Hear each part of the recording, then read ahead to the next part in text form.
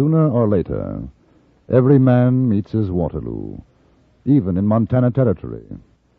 At the time Colonel Custer was meeting his, I very nearly met mine.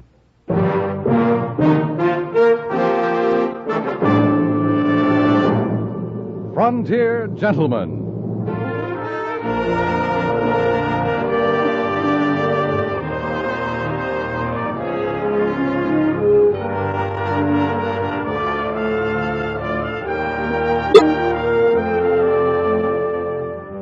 Herewith, an Englishman's account of life and death in the West.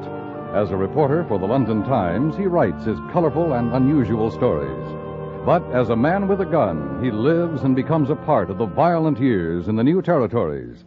Now starring John Dehner, this is the story of J.B. Kendall, Frontier Gentleman.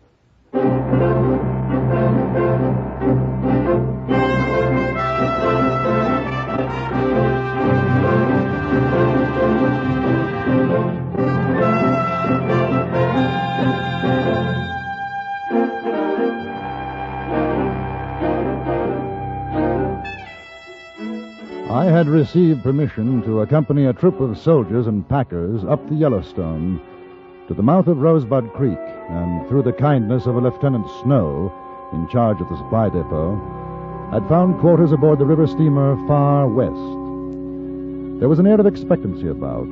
A scout had brought news that the main concentration of the Sioux Army had been sighted somewhere between the Rosebud and the Bighorn. It was Lieutenant Snow who informed me. Well, they've sent Custer in the 7th, Mr. Kendall.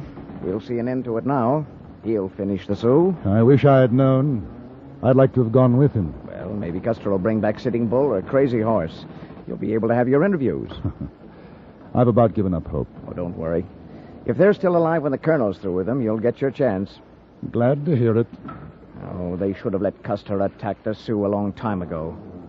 Well, now you'll see. He'll massacre them. Lieutenant. Oh, how are you, Mr. Kendall? Well, thank you, Captain. Lieutenant, just got word there are civilians up at Castle Butte.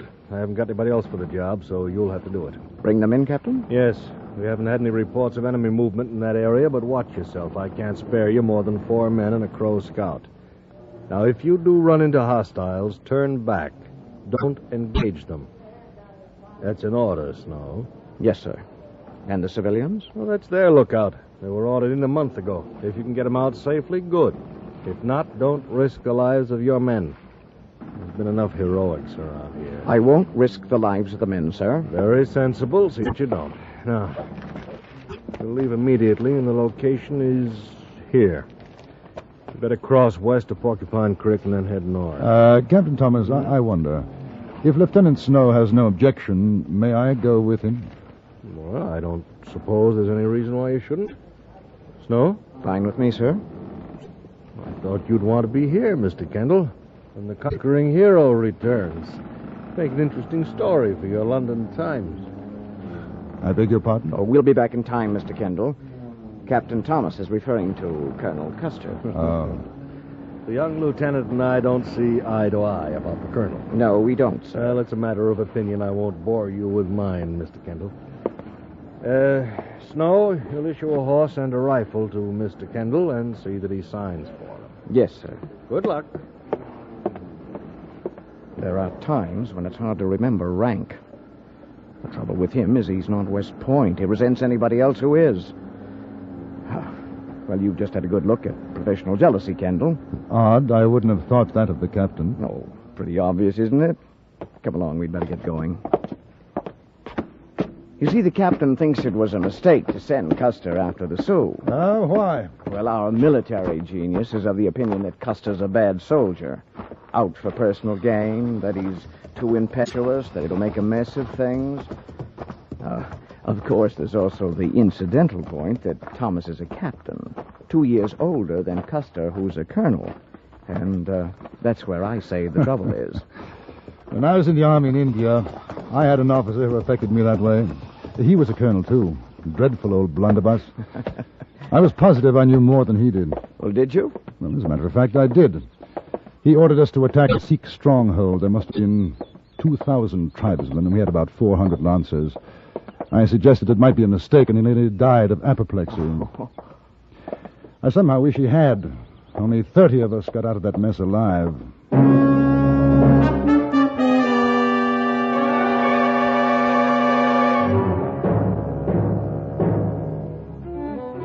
Our destination was some 15 miles north and west of the mouth of Rosebud Creek. There were 7 of us. Lieutenant Snow, Sergeant Wilson, 3 troopers, and a Crow Indian scout with the intriguing name of Six Toes. Intriguing because, as far as I could determine, he had only 5 on each foot. We had traveled fast without incident when the scout brought us to a halt. Smoke over hill, near Castle Butte. Any sign of Sioux or Shan? Have been passing this way. Maybe small party, 7, 8. Sergeant? How long ago, Six Toes? Walk a mile, maybe less. He means 20 minutes or less. Ah. Sir? Six Toes says there's a sign of the enemy, Wilson. Smoke just over the hill. Now, they may have attacked the party we're looking for. Stay here and keep your eyes open. I'm going to ride up the hill and take a look. Yes, sir. Now, I'd like to come along. All right, Kendall. Six Toes, you too. Here.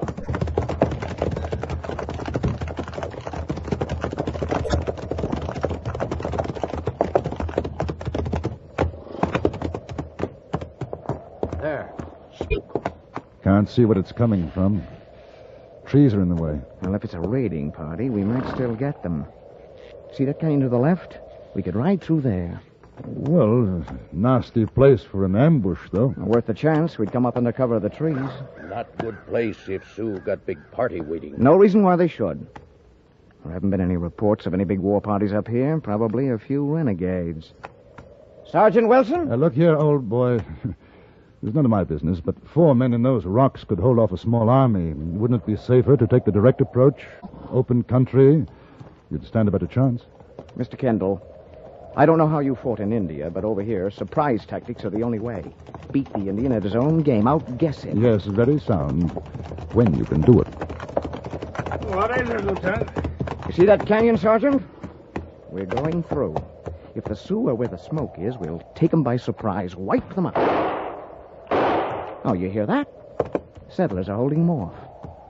Kendall, you want to stay here? We'll pick you up on our way back. I think I'd rather come along. Don't want to miss the fun.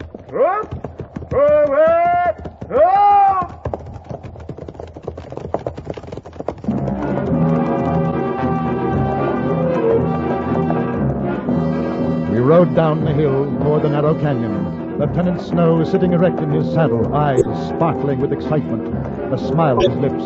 I had seen such a look before in young subalterns going into their first battle, unafraid, not knowing. Up together!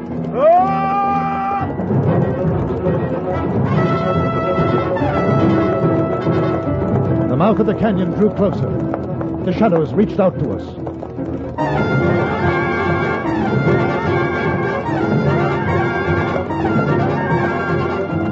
Then we were in it, the walls looming on either side.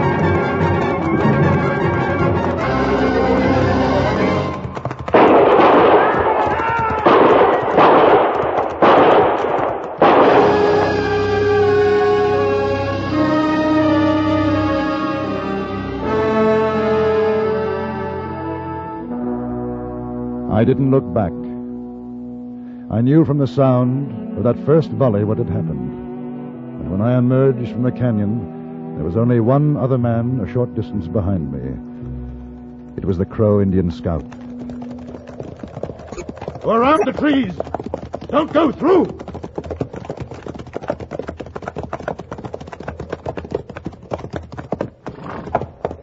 Yeah.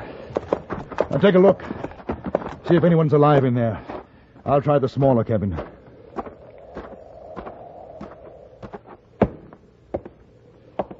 Where are the others?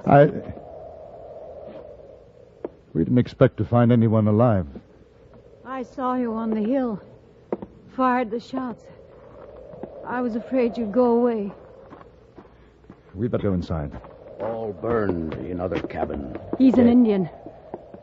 He's not coming in. Six Toes is a Crow scout for the army. A friend. I heard shooting in the canyon. Did the soldiers kill them? I'm afraid not. We were the only ones to escape. They saw you. That's why they left. Now they'll come back. How many were there? 7 to begin with. We killed 2. Well, it's not so bad. We should be able to defend us quite nicely, I think.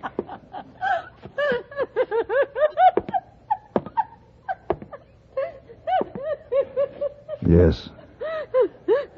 I'm sorry. Sixtos. I'm going out to the horses to get the rest of the ammunition and our canteens. Cover me from the window.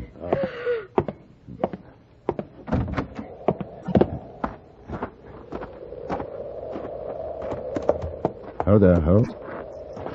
Ho, boy. Quiet. Quiet, boy. Quiet.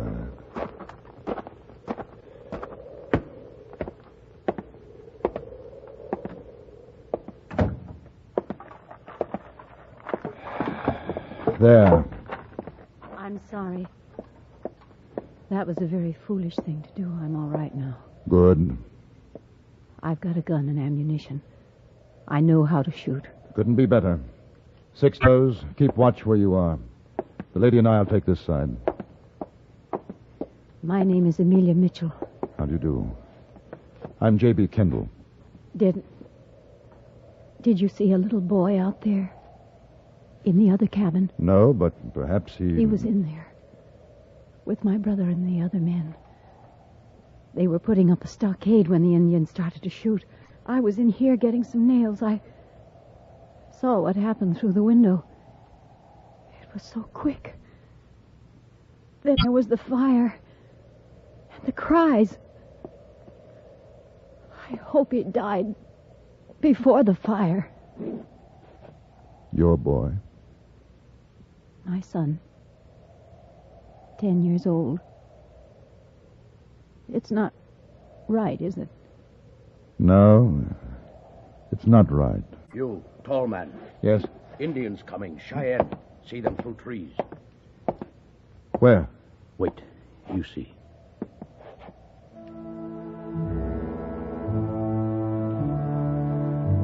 There. All right. Now don't waste shots. We'll wait for them to come out into the open.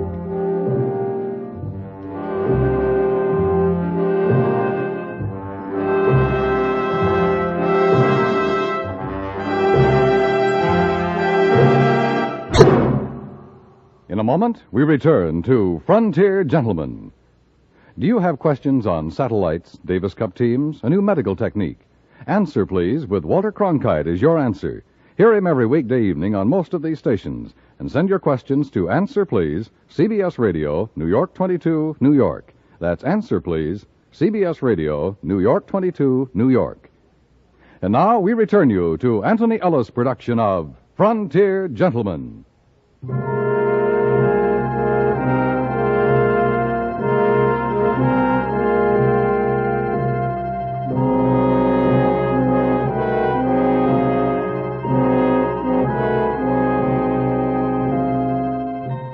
We waited for the Cheyenne to come out into the clearing, away from the cover of the trees, but they didn't. Neither did we get a chance for a decent shot at them. The sun began to go down. Shadows lengthened. In the little cabin, a shaft of pale sunlight poured through a crack in the heavy shutters. It was very warm. Amelia Mitchell, possibly 35. Rather tall, her face glistening in the heat, the Winchester rifle held firm in her broad hands. I was suddenly and unaccountably very conscious of her. They must be waiting for nightfall. Possibly. Anything on your side, Sixtos? Nothing moves. You're English, aren't you? Yes. Where did you go to school, Oxford? As a matter of fact, it was Cambridge. Oh. Disappointed? No. I thought it would be Oxford. If my boy had lived, I would have liked him to go to Oxford or Harvard. One of those fine colleges. Strange talking about him now. As though he'd been gone a long time. I suppose I never did have him, really. Not really. Was your husband in the other cabin? No. I've never been married. I came out here with my brother. He thought it would be best for us, my boy and me. Best to make a new life. Oh, well, You don't have to be embarrassed now the boy is gone. I'm glad to talk about it. I was a school teacher. After the war, I met a man. He was a returning hero. It was lonely. I never saw him again after that one time. You could have married. No. A decent man wouldn't have wanted that. Well, for me, there was somebody in England. I suppose not quite the same thing, but she married somebody else. I think I felt very much the same way as you did. It was a mistake. It's funny, you and me, you and I, talking like this. What were you doing here? My brother and the others were in partnership, mining. We thought we might have found a rich vein. Well, when this is over, you'll be very rich. Do the things, see what you've always wanted to, go to Europe, England.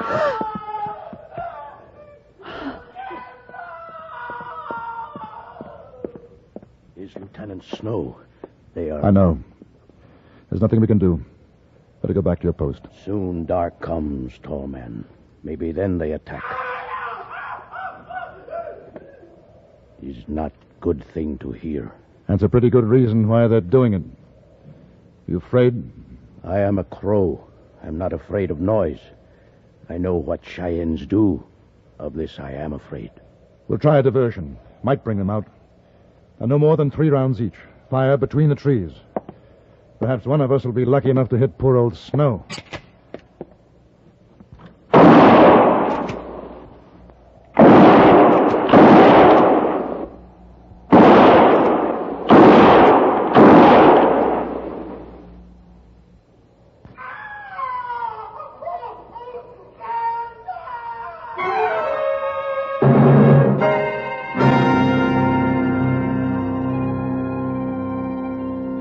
It was no good.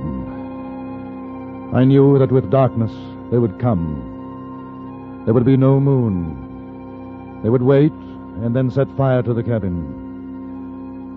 If we tried to run out, it would be mercifully quick. A bullet, nothing more. I'm not sure what it was that made me decide, the sight of the woman standing next to me or the sound of Lieutenant Snow's agony. But suddenly I knew what had to be done. Look here. We can wait until they burn us out, or we can do something. Six-Toes, will you go out there with me? We are 2 against them. Woman, no good. She will stay here. I'm not afraid to die, as my father has done fighting Cheyenne, but would like to take one scalp with me, tall man. In a few minutes, it should be dark enough. If we can get out of here without them seeing us. And no rifles. We'll take our pistols, but I don't want to use them unless we absolutely have to. Hatchet? And knife, quietly. Is good. Now the back window. Then cut around behind them in the trees. They not think white man will do this. Well, I hope not. Woman fires into trees many times while we go. Yes, and keep it up for a minute or two. Give us a chance to get out there. All right. I think you know what to do if we don't come back, Miss Mitchell. I know. Goodbye, Mr. Kendall. Start firing.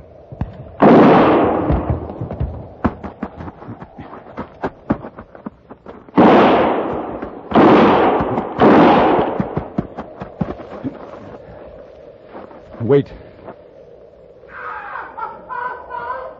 Oh, the poor Walla. Quietly now, Six-Toes. You make good Indian. Won't be long now, Snow. Won't be long. I can see 2 of them. Standing over the lieutenant. Another over there, behind high bush. Yes, that's 3. Where's the other 2? All right, stay here. I'll get the chappie at the bush. You bring back scalp. I'm the civilized devil, of course not.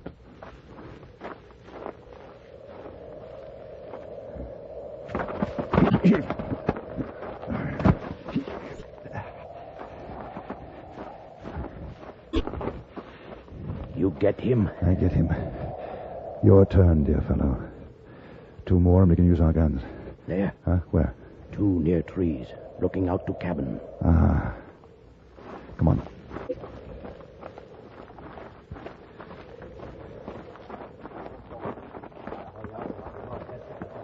We'll never get across the clearing without them seeing us. Can you throw the hatchet? Very good at throwing. You watch. Together. 1, 2, 3. Oh, blast. Fine bloody aim you've got. Quick. Barely see them now. Shoot, and for Lord's sake, don't miss. Shoot!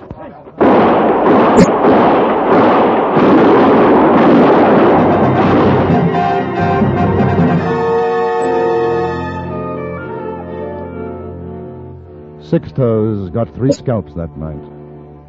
We carried Lieutenant Snow back to the cabin. That he was still alive was a miracle. It would have perhaps been better had he been dead.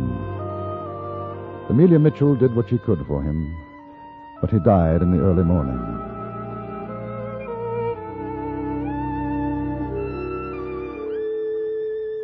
When we returned to the Rosebud the next day, the Battle of Little Bighorn was over. As Lieutenant Snow had predicted, it had been a massacre. Custer's troops had been wiped out. Those other wounded under Major Reno's command were being carried aboard the riverboat, the Far West. I stood with Miss Mitchell and Captain Thomas, watching the wounded being carried aboard.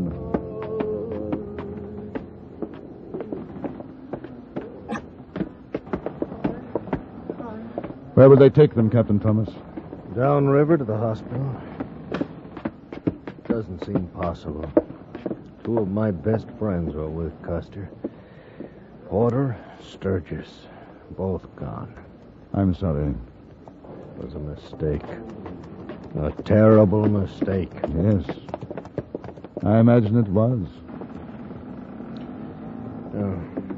You and Miss Mitchell will go with the wounded? Miss Mitchell will. I'll see you on board. You're not going. No, I don't think so. I see. And you? I'll be able to help at the hospital. Then sooner or later there'll be a school out here. I'll teach again. Oh, you'll get married. There'll be other children, besides those in your school. I don't know. What about you? I'll be sending my story to the London Times, then I'll go north. There's a town called Fort Benton. I hope we shall meet again, Mr. Kendall. I hope so, Miss Mitchell. Well, you'd better go aboard now. Good luck. Goodbye.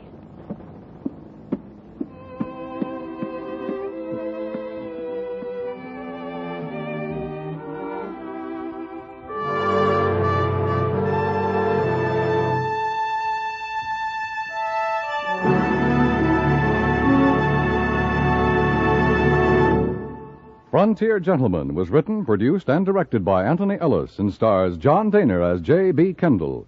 Featured in the cast were Jeanette Nolan, Clark Gordon, Lawrence Dobkin, and Jack Moyles. Music was composed and conducted by Wilbur Hatch.